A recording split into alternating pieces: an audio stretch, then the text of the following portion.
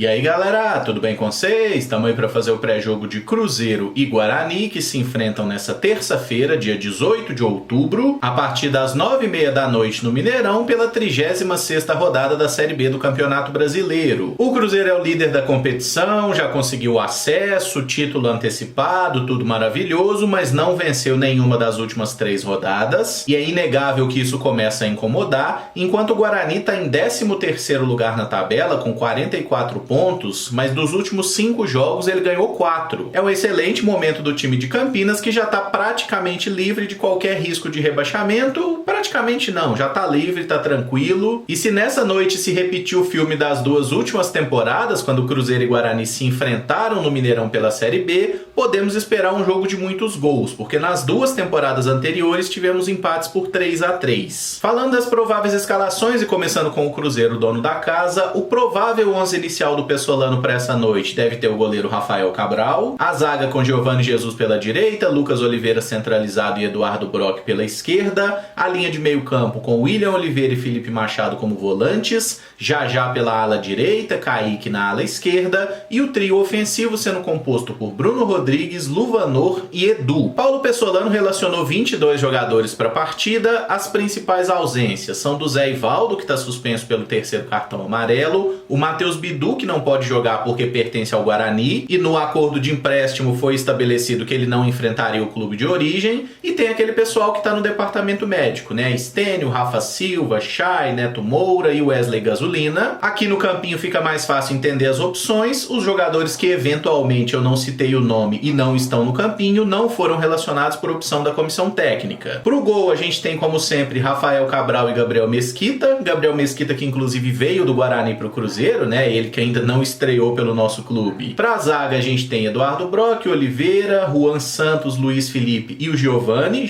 que também pode jogar como ala direito. E para esse setor nós temos Léo Paes e Jajá, o Léo Paes que volta a ser relacionado, vinha ficando de fora das últimas semanas. Para a ala esquerda, dessa vez apenas o Kaique, o Marquinhos Cipriano fica de fora por opção da comissão técnica. E as alternativas de volante, William Oliveira, Felipe Machado, Pedro Castro e Xavier, as mesmas 4 da última partida. Lá para frente tem uma renca de gente, né? Bruno Rodrigues, Luvanor, Lincoln, Daniel Júnior, Juan Christian, Rodolfo, Edu e Breno. Breno e Rodolfo que não vinham sendo relacionados para as últimas partidas, né? O Breno tá jogando muito bem lá no Sub-20 e o Rodolfo, porque tá fora dos planos da próxima temporada, reapareceu dessa vez porque o trabalho devolve. Mas falando aqui das principais dúvidas na escalação, eu imagino que o Pessolano vai botar o melhor que ele tiver à disposição, até considerando o fato da gente não ter vencido nos últimos 3 jogos, e ele certamente está muito incomodado por isso. Então jogadores que ficaram no banco nos últimos jogos, como Edu e Luvanor, eu acredito que vão começar jogando essa partida, até porque entre os atletas disponíveis são os nossos artilheiros na Série B. Imagino que o Giovani faça a função do Zé Ivaldo aqui, né, como aquele zagueiro que eventualmente faz o papel de um lateral pela direita. Não dá pra gente descartar o Luiz Felipe, mas acho que o Luiz Felipe e o próprio Juan Santos vão ficar como opção de banco mesmo. O Daniel Júnior e o Lincoln vêm recebendo oportunidades nos últimos jogos, mas não têm feito grandes partidas, né? Então eu imagino que com o retorno de Edu e Luvanor, eles vão ficar no banco. Mas tem uma possibilidade que não vai me estranhar, é do Pessolano voltar a utilizar o Bruno Rodrigues na função de ala, coisa que ele fez em algum momento e abandonou ultimamente. O fato do Cipriano ter ficado fora da lista pode significar que, por exemplo, o Kaique comece no banco, o Bruno Rodrigues faça a ala esquerda, o Jajá a ala direita, ou o contrário, e desse modo o Pessolano tem espaço para botar mais um jogador ofensivo, por exemplo, o Daniel Júnior ou Lincoln, mas pode ser qualquer um daqueles, Breno, Rodolfo, o próprio Juan Christian, a opção é o que não falta, né? E eu não vou me surpreender se o Pessolano botar esse time, porque é uma forma do Cruzeiro jogar realmente mais agressivo. Para quem não lembra a partida do turno, o Guarani venceu o Cruzeiro por 1-0 e não foi um jogo bom do Cruzeiro, né? Então eu acho que esse adversário tá entalado e imagino que o nosso treinador vai tentar fazer alguma coisa diferente para ver se surpreende o Guarani e se consegue desencaixar a marcação deles, que funcionou muito bem lá em Campinas. E falando do Bugre, que é treinado por Mozart Santos, né, que tá fazendo um ótimo trabalho por lá, aparentemente o problema dele foi só aqui no Cruzeiro mesmo, tá? Aquela estratégia de escalar por bingo parece que não tá funcionando lá no Guarani, ele tá treinando o time mesmo. E o provável 11 inicial do time Paulista tem o goleiro Kozlinski, a zaga com João Vitor e Derlan, lateral direito Lucas Ramon, lateral esquerdo Mike. No meio-campo, os volantes Richard Rios e Eduardo Persson, o Giovanni Augusto é um meia camisa 10, o Iago faz a ponta direita, o Isaac como um meia pela esquerda e o Yuri Tanque é o centroavante. O Guarani tem dois desfalques importantes para a partida, o lateral esquerdo Jamerson, que é o líder de assistências do time na Série B, inclusive, tem 7 passes para gol, é um cara que cruza muito bem e está suspenso aí pelo terceiro cartão amarelo. O Mike deve ser o substituto natural da função.